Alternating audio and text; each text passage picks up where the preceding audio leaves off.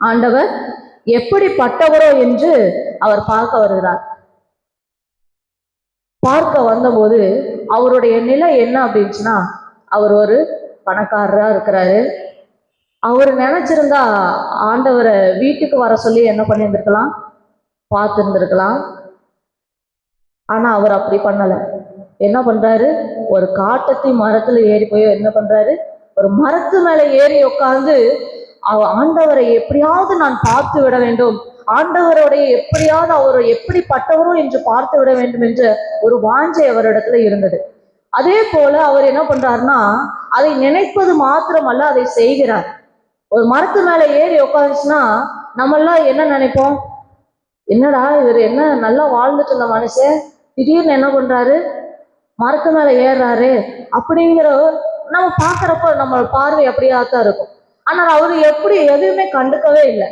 என்ன பண்றாரு, மரத்து மேல ஏறி உட்கார்ந்து ஆண்டவர் வருகிற பாதையை நோக்கி காத்து கொண்டிருக்கிறார்.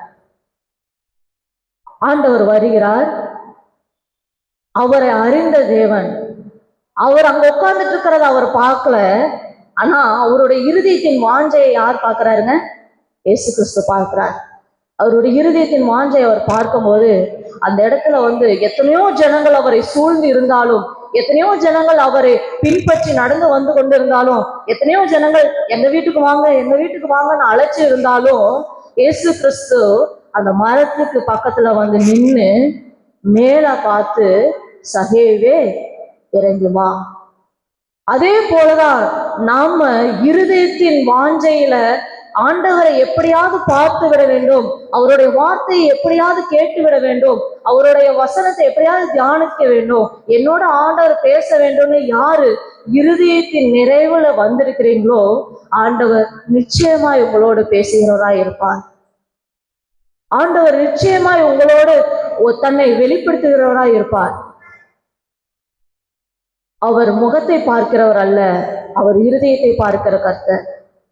யாரெல்லாம் இருதயத்தின் வாஞ்சையோடு வந்திருக்கிறீங்களோ, என்னோட இன்றைக்கு ஆண்டவர் பேச மாட்டாரா, ஒரு வார்த்தையாவது என்னோட ஆண்டவர் பேச மாட்டாரா என்று நினைத்து வருகிறீர்களோ, உங்களிடத்துல ஆண்டவர் பேசுகிறவரா இருப்பார். அப்போ இந்த மனுஷர் என்ன பண்றாருன்னா, அந்த இடத்துல ஏறி உட்கார்ந்து இருக்கும் போது ஆண்டவர் அவருக்காக எல்லாத்தையும் ஹோல்ட் பண்ணி இவர் நின்று என்ன பண்றாரு, சகேவே இறங்கி வா, இன்றைக்கு நான் உங்க வீட்டுல என்ன பண்ண போறேன், இருக்க போறேன். நம்மளுடைய வீட்டிலையும் அவர் வாசம் பண்ண வேண்டும் என்றால் நாம அவரை நோக்கி பார்க்கிற விதம் எப்படிப்பட்டதா இருக்கிறது என்பதை பார்க்க வேண்டும்.